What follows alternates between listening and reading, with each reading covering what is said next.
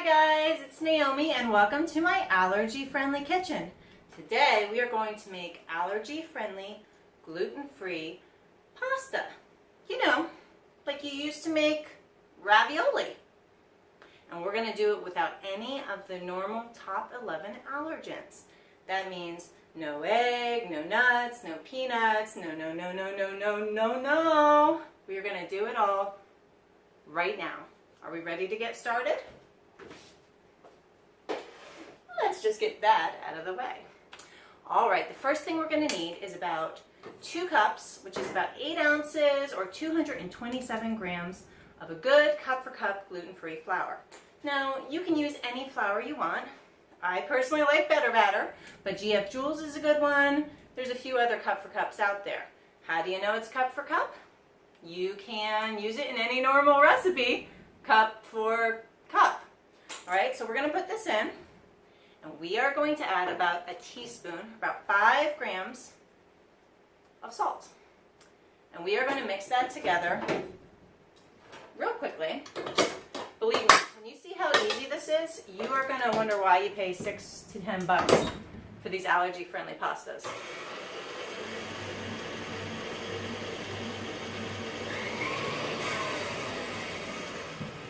All right, and now to that mixture, I'm telling you guys, this is so easy. To that mixture, we're going to add about a tablespoon, which is half an ounce or about 15 milliliters of a good quality extra virgin olive oil. It's really there to contribute flexibility and flavor. And we're also going to add between, it changes day to day, but on the low end, a half a cup, and on the high end, a cup and a half. So anywhere from, in my experience, anywhere from about 4 to 12 ounces or about 118 to 250, 350 milliliters of water. You want to add this slowly because what you want is the texture of Play-Doh. Okay, so we're going to start this and we're going to very slowly add the water.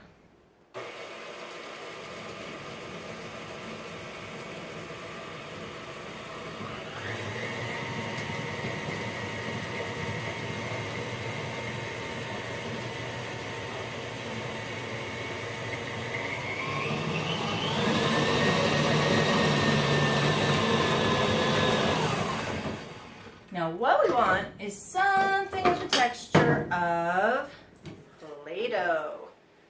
So I'm going to mess around in here. If it gets a little sticky on you, you put too much water in, that's okay. Just add a little sprinkle more of flour. If it's too dry, obviously you're going to add a little bit of water. And I'm just incorporating the last, you can't see it, but there's some flour in here. So I'm incorporating the last little bits of flour. I might have forgotten to tell you, you want your water to be good and warm, almost hot, okay? Because that is going to help this dough come together smooth and silky. If you are kneading this by hand, I'm going to tell you it's going to take about 12 minutes. If you're kneading it with your electric mixer, it might take as short as 2 minutes. I am going to bust this up just so I can show you real quick.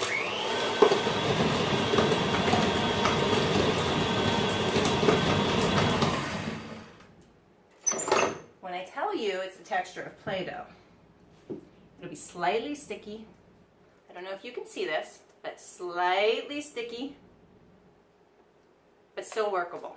Still not like drop biscuits or something, not like cookie dough.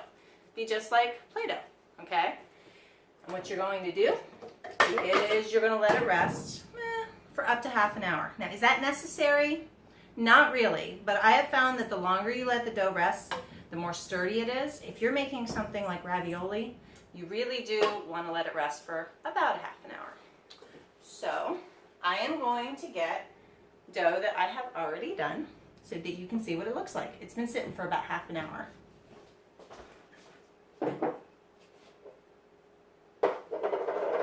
Okay, so as you can see, it's not sticky at this point. Very workable. And you'll just have to believe me that it's very sturdy. And what we are going to do, I'm going to get out my favorite rolling mat that I bought like a decade ago. All right. And, just make sure that it's pretty for the camera. And of course, my favorite rolling pin, we all have one, right? And you're just gonna barely dust the surface of your rolling mat, and then you are going to roll this out. Don't be afraid to put extra flour in it on the surface. You do not want this to stick. And you want to roll it out till if it sticks, just add some flour.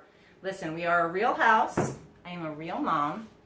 Things don't always go TV perfect, right? Roll it out, roll it out. Rollin' with the homies, rollin' with the homies. You're gonna keep rolling until hair. That's why I keep my hair back. Until it's about 1/8 of an inch thick. See, this is just slightly too thick. That's pie crust. We want it to be even thinner, almost to the point where it's translucent. Okay, and as you can see, it's a sturdy dough. I'm gonna tear this for you. Gluten-free dough does tear, it does not stretch, so you're going to want to keep that in mind. But you can see it's pretty sturdy. You could put this through a pasta maker, and you could turn it into spaghetti, or you could fill it, like I did, over here.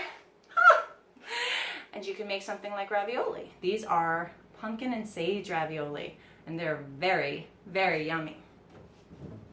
The one thing you want to do when you are done making your pasta, shape it however you want, and then you want to let it rest and dry out for about a good half hour, okay? Maybe a little longer if you didn't let it rest beforehand.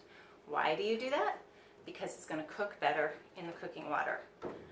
Well, that's it. I don't know what to tell you. Gluten-free pasta is super, super easy. So is egg-free pasta. If you have any recipes that you would like me to convert to allergy friendly, please feel free to let me know what your allergy is and what recipe you would like me to do, and I'll do my best to fill the requests.